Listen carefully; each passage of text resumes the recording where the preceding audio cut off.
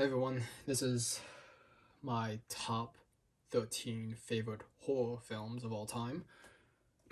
This video is going to be very similar to my last one about books, where I'm going to only pick one movie per franchise. So that way it won't be just like a bunch of movies from the same, couple franchises. But unlike that one, I will include, there's two films in here from the same director, so that's gonna be a little different from the book one, because the book one I was like, oh, only one book per author. Also, I made a bit of an upgrade this time in my video. I have this little tripod for my phone, but it's a pretty small one. But actually, I found a box that sort of like elevated the tripod enough, so when I film it, it's like, oh, I can get a decent camera angle. That way, it's not like just carrying my phone, so it's all shaky, and also I'm not like just bouncing my phone on something, hoping it doesn't fall like over. That's the thing. Anyways, with that being said, I'll just get straight to the countdown. Number 13. This is Maniac, the 2013 version. Really good movie. Um, this is a remake to an old 1980s film. It was from the original film was from 1980. Clarification, sorry. But yeah, this one has Elijah Wood as the main character. The thing about Maniac is that um, it's quite different from other slasher films because this one takes place from the killer's point of view. Like he's the main character, because usually it's just like, oh, they introduce the main character or a cast of main characters, I guess you could say, and then they're just, like one by one, they're start getting picked up by the killer. This one's like, oh no, Elijah Wood, he's the killer and the main character. He plays a character named Frank. Like I'm gonna be trying to like at least somewhat spoilerish free for some of these movies. It kind of depends which ones, because some I feel like everyone's obviously seen, but this one is a really good one. But yeah, he's just playing, as you can tell from the kid, the title is like he's playing a maniac who's just doing really sick stuff. But anyways, and I guess the things I really liked about this movie was Elijah Wood's performance, because I think he plays this character really well, because he has this like forever young looking face and he looks so innocent. It's like, oh, it's not what you expect. I think it was quite interesting, and also I love the soundtrack to this film.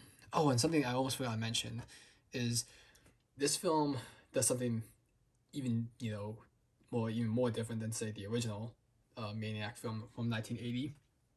Is that this film not only is from the killer's perspective, it's entirely in first person. So at least some interesting moments where it's like, oh, you kind of see, the world from Frank's eyes, that sort of thing. So yeah, really good movie. Just I mean, I know it got positive reviews when it first came out, but I just want to give a little bit more attention to it. Like tell people, because it's like, oh, this is a really good movie. And I usually hear people talk about the original Maniac, not so much the remake. So yeah, number 13 is Maniac from 2013.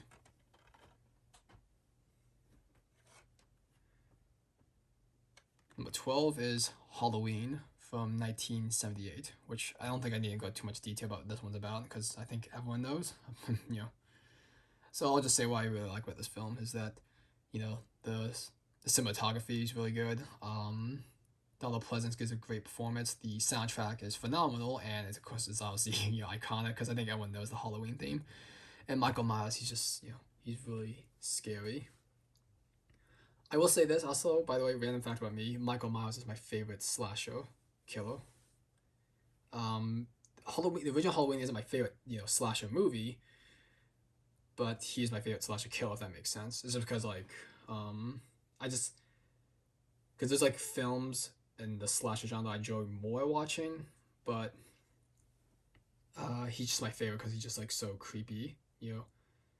Because he's like all stalkerish, and also his mask. Like I was talking about his mask. It's basically my favorite horror movie mask ever. Matter of fact, it's actually I got like a very movie accurate one in my collection. That was actually the first mask that started this whole collection I have. So yeah, again, moving on. So yeah, number 12 is Halloween. Number 11 is Friday the 13th, Part 6, Jason Lives. This is the one I watched the most growing up. It's, my favorite. And it's the most fun, because it doesn't take itself too seriously. It's like self-aware, because, and Has some pretty nice kills. I mean, granted, it's actually probably one of the least goriest in the series, but still, there's some pretty cool stuff. And I know some people didn't like it too much. Like it's not their favorite, just because they didn't like how it was more humorous, which I can get that. But this is just the one again, maybe it's because I grew up watching a lot. That's my favorite one. Brings back good memories. That sort of thing. So yeah, number 11, Friday the 13th, Part 6. Now, number 10, this is the Texas Chainsaw Massacre from 1974. This actually we're gonna show. This is actually a steelbook edition I got of this movie, so I think it's really cool. Like look at the artwork. It's like it's the back of it. But yeah, really nice. But yeah, this movie again, I'm pretty sure most have already seen this movie, but really good movie. It's still really effective and scary despite how old it is. And for example, like one thing, like the scene where you first see Leatherface, that's still really scary and effective. And then when I first saw that scene, I don't remember how old I was. I was like 13, 14 when I first saw this movie. I think we rented it from like Blockbuster or something like that. I don't remember. Yeah, when you first see Leatherface, like appear, it's like it's just so like scary. I know. I think when I was a kid, when I saw that scene for the first time, I just sort of froze. I was like, "Oh no!" Really nice. Okay, so and another thing interesting about this movie is the fact that how do I put this? Well, I mean, this is a random fact. It's kind of like when they said they were filming with a chainsaw. They said that was a real chainsaw. Apparently, they didn't replace it with rubber teeth for some reason, which I'm not totally sure. It's just because they didn't have the budget to do that, or they just didn't know how, or maybe rubber teeth for chainsaws didn't exist at the time. I really don't know. So there's some scenes in it. It's kind of like it's a little too close for comfort, but whatever. Anyways, so yeah, number 10, Texas Chainsaw Massacre, 1974. Number 9 is Invasion of the Body Snatchers, the remake from 1978. Really good movie. I don't want to give too much away about this one because I don't think it's not as many people have seen it compared to the other films I've shown. But yeah, this is a really good movie. Has really good performance from the cast all around, and also it just has some amazing practical effects and this feeling of dread. So, also one random thing, I want to show something. This is a Scream Factory collector's edition, so you can actually reverse the cover. As I can show you, if I show you the inside, I took out the disc. You can see that's the original poster to the movie. So you can actually sort of like take out the cover and reverse it, and then you have the original poster instead of the new one. They do that with almost all the collector's editions, which I think is really cool. Right. Okay, that's my number 9, Invasion of the Body Snatchers from 1978.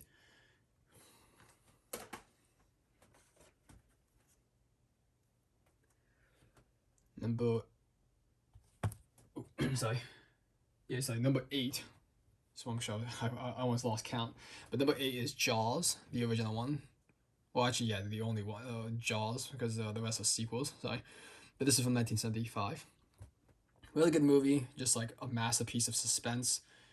I still feel like this one has aged really well. I mean, I do admit, maybe the shark doesn't look the most real, fine, but still, I really love this movie. I know I used to watch it a ton with my sister when we were kids, which we probably shouldn't have been watching this, but whatever, we did. We also watched all the sequels, which I know we enjoyed this Jaws 2, but Jaws 3 and 4, I know we just laughed at it. Still fond memories though. Anyways, but yeah, really good movie, like amazing soundtrack from John Williams, and also the cast just give a great performance. Like Robert Shaw, him is I think it was Quint, that was his name. I saw this movie last October, but my memory's terrible. I can barely remember things I did yesterday. Anyways, but again, I'm sure most of you have seen this movie. Also, random fact about this, I guess my opinion about this movie and the book is I think the movie's way better than the book. The book is much like what most people said. I think all the characters in that movie, and in the book, sorry, all those characters in the book, I hated them all, so I wanted the shark to kill them all. So, one of those rare cases where actually most people seem to like the movie more. So yeah, number 8, Jaws. Okay, number 7. This is Creepshow. This one came out in I think it was 1986. Oh yeah, I have it written down somewhere. Sorry, 1982. Oh, I'm bad. But yeah, this is my favorite anthology film.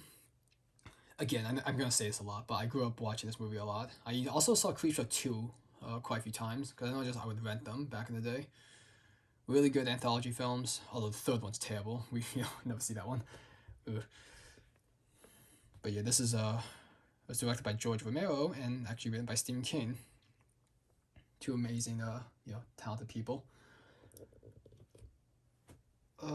Let's see what else. Oh, random thing. Well, I still got around to it. I always meant to get the comic version of this movie. There's like a comic book for it. You know, it looks interesting. Never got around to it. Oh, I guess something else I want to show. This is also from Scream Factory.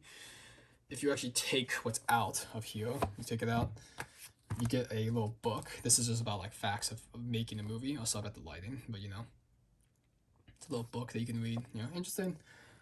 And also when the actual Blu-ray box, so it has like the original movie poster on there. But you can also, like, when you take the disc out, and you can reverse it to get this like very comic book looking cover. See here. I thought about changing it too, but I just love this cover too much, you know. But who knows, I might change my mind later. But yeah.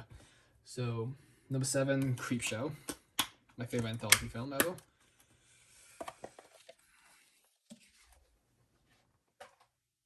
Okay, number 6. This one I don't have like an individual copy of it. I have it in like a complete set. It's like a bunch of discs in one box. But this is, I guess my number 6 would be Alien, the original one from 1979. That's, again, it's an incredibly scary film. It's also, again, I know I say this a lot about these films, but it's aged really well, I feel. Although actually one thing that hasn't aged so well is the computers in that movie, because it's a little funny. We're like, so apparently in the future we're going back to DOS type of computers, that sort of thing, and you know, but yeah, really scary movie. I'm sure most have always seen it. You know, Sigourney Weaver, she does just a great performance as Ripley. You know. Also, another thing about this movie, I mean, again, probably most have always seen it, but yeah, it's just a really interesting film. Like for example, the Xenomorph is just so interesting and unique with its like life cycle and how it works and everything. You know, really interesting. But yeah, the original one, my number 6 would be Alien. Okay, number 5.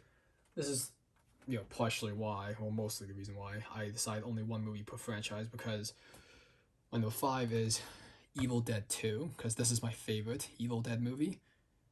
I love all of them. I even love the one from 2013, the reboot, or the what you want to call it. But yeah, if I had to pick one, I just said Evil Dead 2 is my favorite. Even though Army of Darkness is a close second. You know, even though it's not that scary.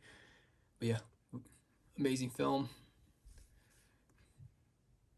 Bruce Campbell's also my favorite actor of all time. Like, I've seen a lot of his movies, even though some of them are pretty terrible. But nah, you know, he can make anything watchable, I feel. Because, but I guess facts about why I like Evil Dead 2 so much is that I feel like it's like the perfect blend of horror and comedy and that sort of thing, and also some like really badass moments like action and everything. So I just, you know, it's a phenomenal movie. All right, number 4 is David Cronenberg's The Fly. This movie is just, I know when I first saw it, blew my mind because I think it has some of the best practical effects ever. It's really crazy. Again, this one, I guess, well, I'm not sure how many people have seen the original Fly of this one, but so I'll just say a little bit about it. It's about a guy who's trying to create teleportation. Like, he has these pods that allow him to teleport, but, I mean, I guess not much of a spoiler because you can just assume, but yeah, during one of his teleportation experiments, there was a fly in the pod with him, and then, well, you know, crazy stuff starts to happen. I'll just say that, yeah. But yeah, really amazing film. Has Jeff, oh, actually, one thing I forgot, well, it has Jeff Goldblum in it, and he was also in Invasion of the Body Snatchers as well, so it's kind of funny, 2 of my favorite movies. have him in it. What else I'm gonna say? Oh, like one thing. I mean, I guess this is I'll say a little bit about my opinion of the original The Fly. I like that movie, but I think the remake is just way, way, way better. You know. Anyways, so yeah, that's my number 4, The Fly, and it was made in 1986. I'm not gonna include the date because again, there's several Fly movies out there.